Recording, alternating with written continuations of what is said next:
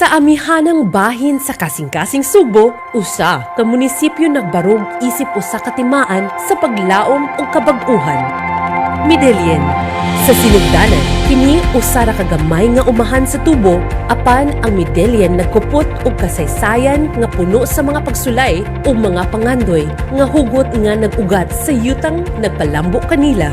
Ang atong mahal nga mayor nga midako sa maong yuta ug nagtrabaho sa maong mga uma, nagbitbit og walay puwas nga gugma ug kadasig alang ni ining lungsod.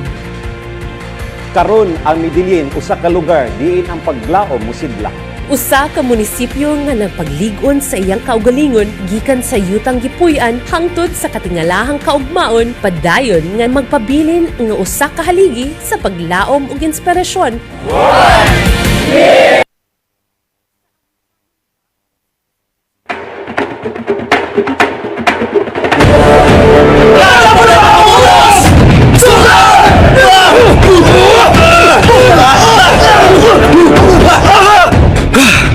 Hawa na gid sila. Gibati na pud nato ang tumang kauhaw.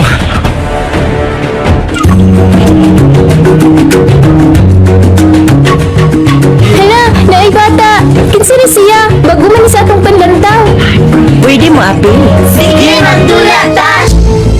Pindi sarap, pindi kutsilyo di anay. Undang na ta? Oo naman kaayo. O sige. Ta, sige. Sige, tana. Kuhaukan anin yung kanak na tanong sa inyong palibot. Makahukay na sa kagutom o kauhaw. Sige, bahin-bahin ta. Dahil niabot!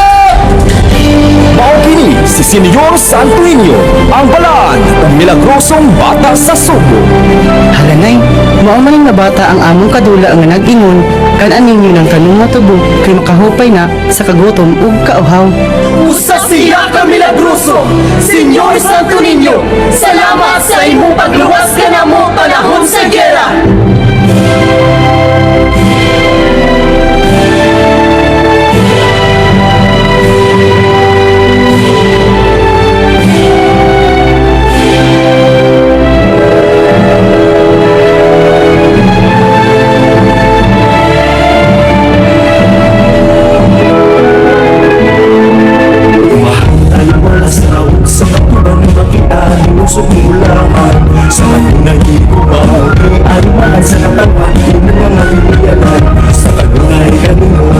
Salamat kung kay bisan sa ako kung masalay ko.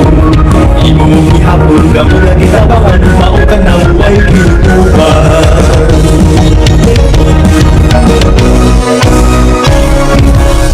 Alam ko na pinong kakamang kalapanan sa kalsurong kapipos, di mo kaming itabangan.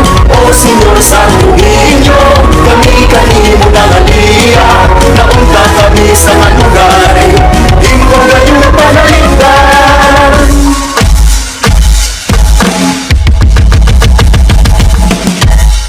Ang Medellin, gusto mo kami tanang pagmahal kami mo. Yan gusto ko, nalunaw paligo, hindi mo kong nasa siyang modelo. Nawataw sa tunyo, among pasalamat, adira ang isa sa katumban.